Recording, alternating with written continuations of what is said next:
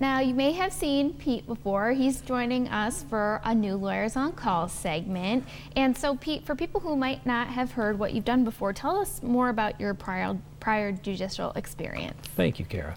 I am a former Broome County Family Court judge, during which I resolved many issues, including custody and visitation, and also issues involving grandparents' rights, whether it be custody or visitation.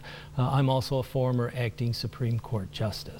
And speaking of grandparents, today we're going to be talking about grandparents' rights. So, can grandparents get an order giving them custody or visitation with their grandchildren?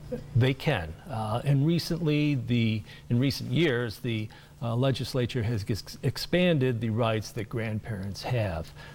Grandparents can now apply for visitation, for example, where a situation where one of the parents is deceased, or if one of the parents is interfering with the visitation rights of the grandparent, where they're blocking them from seeing their child, the grandchild.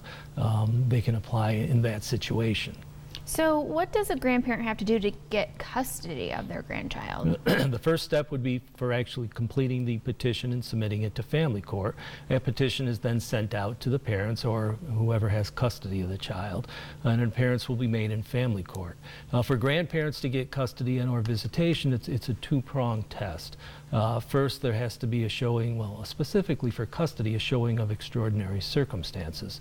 Once they've shown that there is some type of extraordinary circumstances, then the court has to make a determination as to what's in the grandchild's best interest, whether it be visitation, custody, but the court has to do a balancing test taking into consideration all the factors. This Lawyers on Call is brought to you by Chartnesky Law Offices. To learn more, you can head to chartneskylaw.com or wbng.com.